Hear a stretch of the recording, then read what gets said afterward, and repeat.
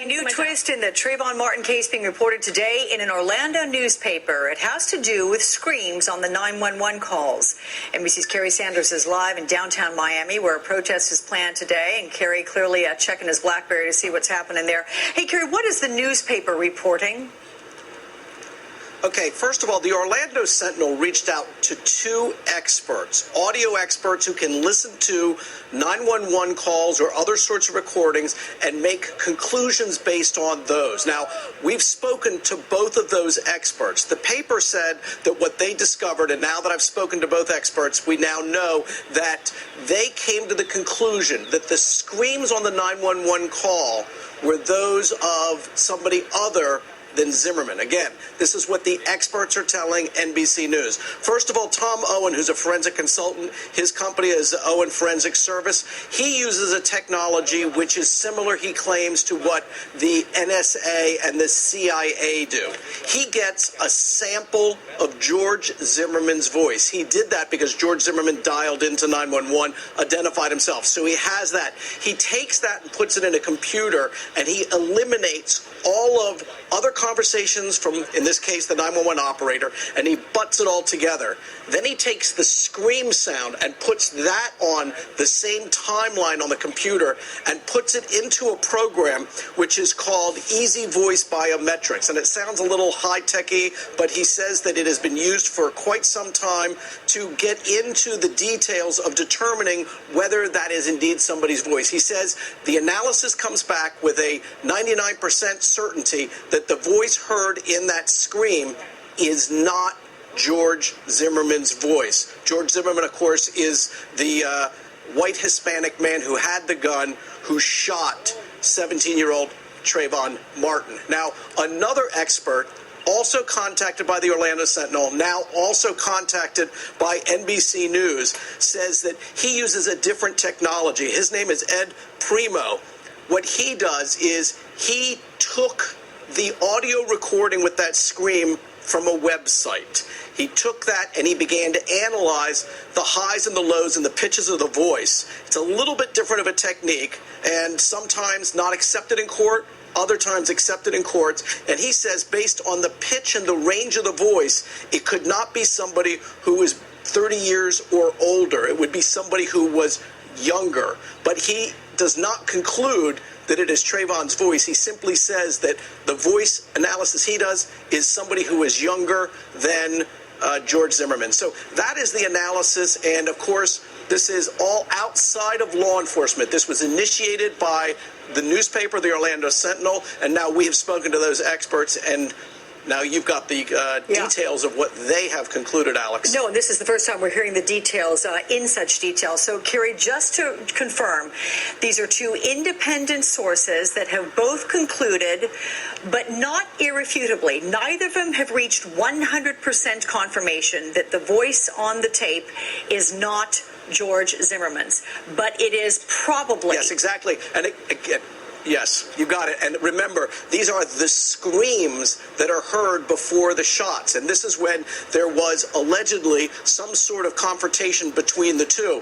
Remember, in this very volatile situation, there's going to be a large crowd of people coming out here to protest again today about this. There is no eyewitness who saw exactly what happened. George Zimmerman has said through his attorney he was simply defending himself, that 17-year-old Trayvon Martin attacked him. Of course, the belief among Trayvon Martin's family and so many others is that George Zimmerman, because we've heard those 911 calls, told the operator that he was pursuing him, he was following him, even though the operator told him to turn around and that is not his job to back away, then got into some sort of confrontation.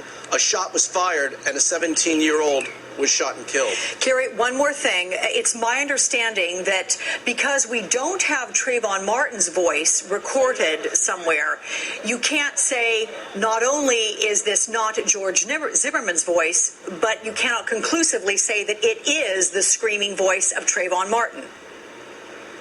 Exactly, because remember, this is an analysis where they are matching details. And so they have George Zimmerman's voice for both tests and two different technologies, and they can conclude certain details based on that. But absent a recording of Trayvon Martin's voice, they cannot reach the conclusion, although it's believed those were the only two people there. And so were it not to be George Zimmerman's voice, the only person left there at that scene would have been Trayvon Martin. Joining me now is Tom Owen, one of the voice identification experts quoted in the Orlando Sentinel report. He analyzed that 911 tape.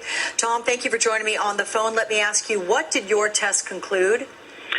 Alex, the test concluded that it's not the voice of Mr. Zimmerman. When you say that, Tom, tell me how you came to that conclusion, and if you can give a percentage of certainty, I would love to hear that.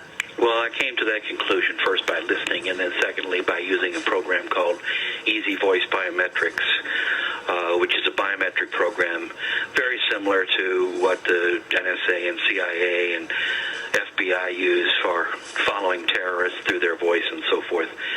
And it's not brand new technology, but it's recently become available and quite commonplace because of 911 and so forth, 9/11 and so forth. Every country in the world is utilizing this technology to follow terrorists and drug cartels and so forth. So, Tom, if every country is using this, is this the kind of summary evidence that could be admissible in court? Yes. I just recently testified in a murder trial in Connecticut, State versus Davalu, where it was a 911 call, and I was able to identify her voice as the person making the 911 call. Okay. Tom, are you able to conclude that it is the voice of Trayvon Martin, if not by your technical analysis, because George Zimmerman has said there were two people present at the incident, himself and Trayvon Martin? Well, I have nothing to compare to Trayvon Martin. George Zimmerman identified himself on a 911 call. In that respect, there's no question about who that made the George Zimmerman 911 call. As far as whether or not it's Trayvon Martin, I can't say one way or the other. I don't have anything to compare. How about accuracy of your tests? How successful have you been in reaching these conclusions that then don't get challenged? Well, the software itself, is extremely accurate. I've run it against 300 voices, testing 300 voices, and it was better than 99% in all cases. And there has to be a minimum criteria in terms of the quality of the audio. The Zimmerman call has a signal-to-noise ratio of 26 dB, which is very high in our world, in the forensic audio world. Which means what, Tom? That it is very accurate? It's very clear. Very clear. That it's very clear. Unlike a lot of 911 calls, they're not so clear. Mm-hmm. Tom, were you asked to perform these tests? Yes, Jeff Weiner at the Orlando Sentinel asked me about the science generally, because I've been doing it for 30 years. Mm-hmm. And then I let him know that possibly he may want to look at the biometric side of it and so forth, and he asked me if I would do that, and I had agreed to do that. And that's what you hear on the newspaper's website. I prepared special tapes, and you can go and download those tapes if you wish. Tom, are you ever contacted by police departments? Did the Sanford Police Department contact you? No, not that I'm aware of. They have not contacted you. Would it be unusual for a police department to contact someone with your area of expertise and have them analyze 911 tapes like that in conducting their investigation? No, I did the Sheila Davalu case in Connecticut for a police department, for the prosecutor's office.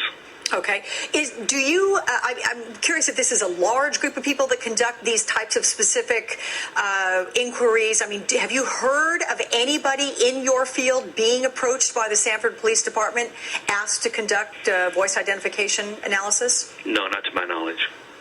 Are there a lot of people who do this? I mean, would you be the guy in the area to do this? Well, let's say I have the most longevity in this field. It's a very long process. It's a 2-year mentoring program, and you have to do hundreds of cases and pass both written test and practical test and so forth. So there's 9 examiner certified in the world.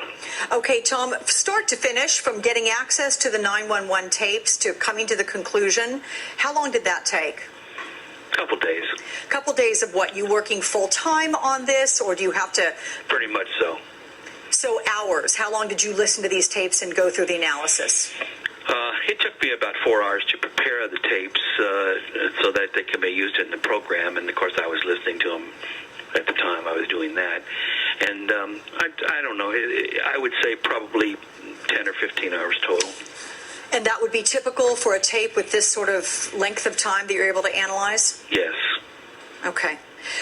Tom Owen, I want to thank you very much for speaking with us, particularly since this is one of the most important things to come out of this case, certainly in the last 24 hours, if not prior to that. Tom, thank you. Hey everyone. So you just heard two separate MSNBC reports, both having to do with the voice analysis of the 911 calls.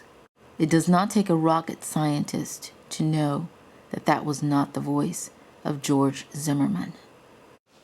My concern with this, and I've said this early on when I first started posting videos on this story, is that the police, the Sanford police, botched the crime scene. They never collected evidence at all pertaining to this murder. And then now we see that the Sanford police are responsible for leaking information in regards to Trayvon Martin's disciplinary actions at school. So they have shown that they have a vested interest in smearing the name and the reputation of the victim here. And it is all in an effort to cleanse their hands of any wrongdoing. We've seen it in rape cases, we've seen it in murder cases, where the victim is exposed to the media, to the public, in an effort, a desperate effort, to sway opinion and to sway perception. I don't trust the Sanford Police Department. I don't trust the state attorney's office. I don't even trust the DOJ or the FBI to take care of this case and handle it properly. There is a ton of forensic evidence that is just gone. There was no alcohol or drug test given to George Zimmerman. There was no ballistics test done on George Zimmerman. From the video of him going into the police station to be questioned or whatever they were doing with him, there's no evidence on his face, on his clothes, that there was a major struggle between him and Trayvon Martin. He doesn't look disheveled. He doesn't look uneasy.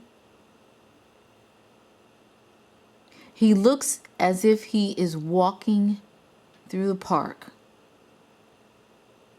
This is a walk of ease for George Zimmerman.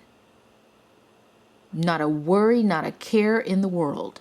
I have watched tons of criminal cases being prosecuted. And when there is very little evidence against the perpetrator, and when the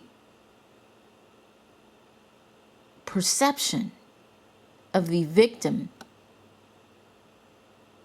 has been swayed or tainted to a point where it could influence decisions, many times the defendant will walk. The day that George Zimmerman walks out of a courtroom should be the last day he walks. Most people know that that was a cold-blooded murder, and it was not done in self-defense.